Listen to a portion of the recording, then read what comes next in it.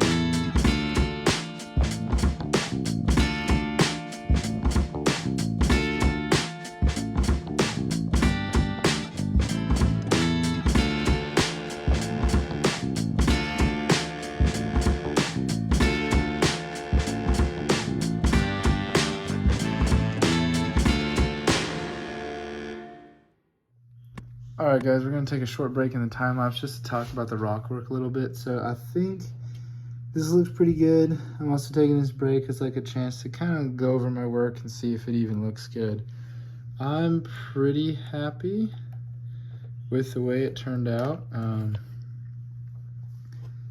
don't see anything truly wrong with it, but basically we're just going to continue this design down the way. I'm really happy how this corner turned out. You know, it like actually worked out so it looked like a mountain. And then also the fact that that was 8 wide, that was a surprise to me, because I bought a ton of those 8x8s to cover this because they're cheaper, and I don't know how many I'm going to be able to use, but one fits there perfectly. And then, you know, we're kind of going to do this stuff with a bunch of random pieces throughout to get it all tiled off flat. I'd say we're past the hard part. This is definitely the hard part because it's the like most angled kind of, I guess, angled bit. But then we got, you know, this more kind of straight across, flat.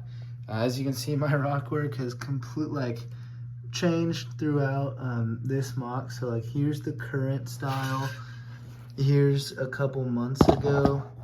A couple months ago looks very similar to what it is now, but this is a lot shorter ledge, obviously. And then of course the original The original is much more unstable and could very easily fall apart, especially this corner. It falls apart all the time. But then, of course, this new design that I use, completely sturdy. I know it looks similar, but like, trust me, to me, it's very different. So we're gonna continue the build, and then I'm gonna start putting some figures up where I want them to go, kind of like detailing all that. And then we'll go into modifying this back section so we can attach more base plates to it.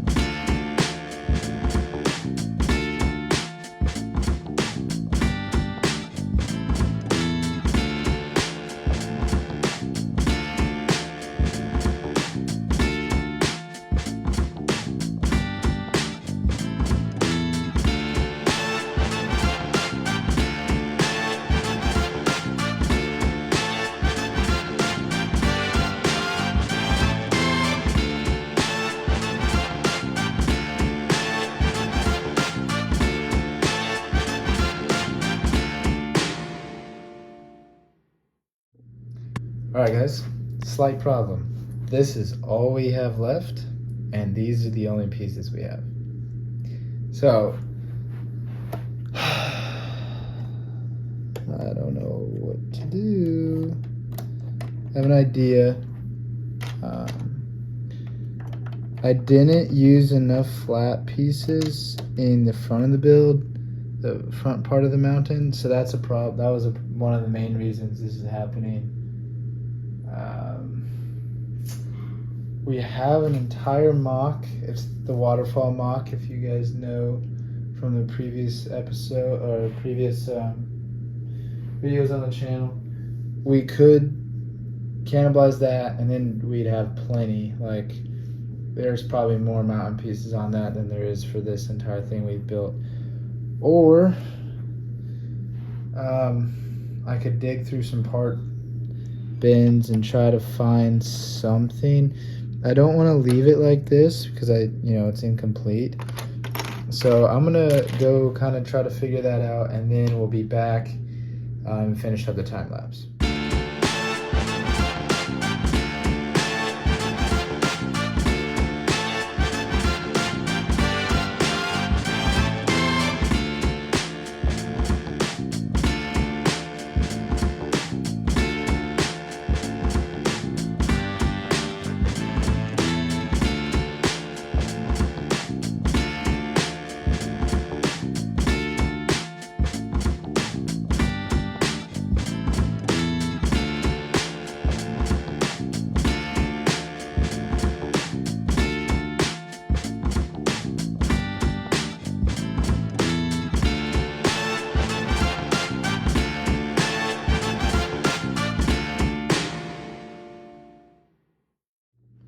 Alright, guys, that concludes part 1 of the mock. So, one critique, I don't have these pieces, so I couldn't add that to the top here, which sucks. I don't know, I just like these because they kind of break up the pattern a little bit, and but generally, it does match the bottom, sort of. Not really. I tried, but it's the same pattern as down here. I think it looks really good. It just looks a little odd that it doesn't have that dark orange in it, but neither does this huge area. So I think what I'm gonna do is just leave it like it is, and then when we continue on, I'll just order more of this part so we can have it. But I do think it turned out really good. This section is just kind of the best area, the best I've done with the technique that we use, especially up here. I kind of just was like, well, let me just use as many pieces as possible, and I think it came out perfect. Over here still looks terrible, but we'll just kind of go with it as it goes. So now let's work on planning for the back. That'll be next episode. So thank you guys so much for watching this series. Stay tuned for part 2. I will be putting a mini finale out with all the figures on this mock as I can fit, but I kind of overestimated the amount of figures I want to put on this, so we're extending it just to make it look cooler as well. So yeah, thank you guys so much for watching, and the next episode will be an detailed walkthrough for all the people that joined late on the series, and then of course figure placement and all of that. Thank you guys so much for sticking with me through this series, and I'll see you later.